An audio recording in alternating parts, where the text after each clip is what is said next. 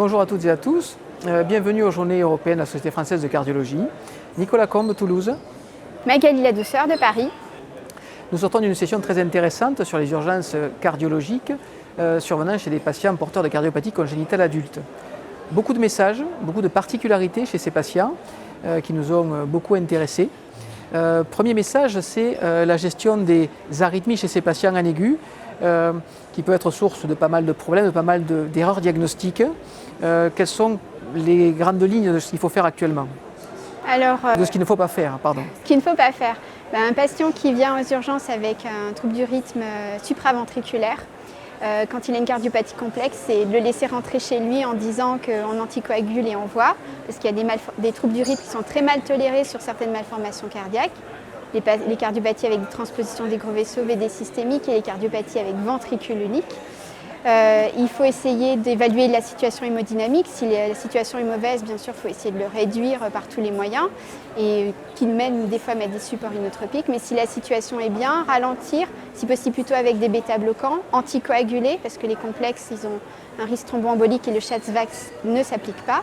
Et puis pour les troubles du rythme ventriculaire, bien sûr hospitaliser, choquer si c'est mal toléré.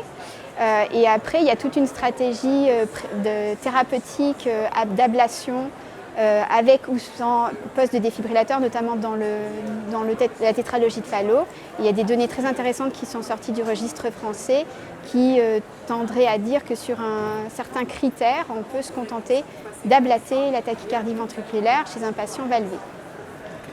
D'autant plus que la défibrillation chez ces patients-là est compliquée, avec une morbimortalité qui est majeure, c'est ça. Deuxième chose importante, ces patients-là sont en train d'exploser en termes d'insuffisance cardiaque, des insuffisances cardiaques un peu particulières. Les recettes de l'adulte avec les 4 fantastiques, tous les médicaments ne sont pas toujours appropriés. Est-ce qu'il y a des choses particulières à faire ou ne pas faire, encore une fois? Alors ces patients, quand ils ont des malformations complexes, donc je parle de la tétralogie de Fallot, transposition des gros vaisseaux, ventricule unique, c'est les principaux qui sont en insuffisance cardiaque aux urgences. Il faut les hospitaliser, il faut les référer dans des centres où il y a des spécialistes des malformations cardiaques. La présentation clinique peut être un peu atypique avec parfois des œdèmes, mais aussi juste une fatigue, notamment sur le ventricule unique qui est lié à du bas débit. Donc il faut hospitaliser ces patients. Il faut chercher le mécanisme hémodynamique qui est responsable de l'insuffisance cardiaque.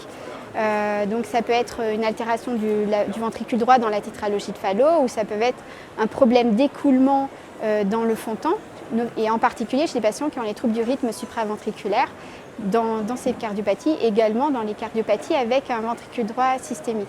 Une fois hospitalisé, qu'on a compris le mécanisme, on n'a pas forcément les 4 fantastiques d'emblée. D'abord, on va diurétiquer sans être iatrogène.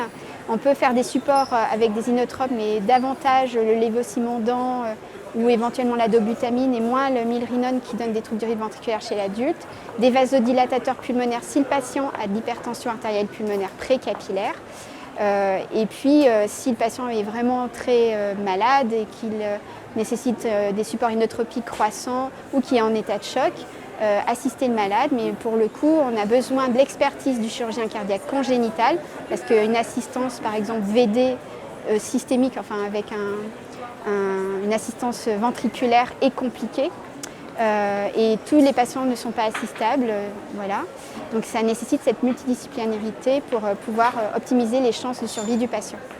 Donc vraiment du cas par cas et pas de grandes recettes, on s'adapte vraiment au patient. Voilà, et référer le patient au centre expert. Merci beaucoup.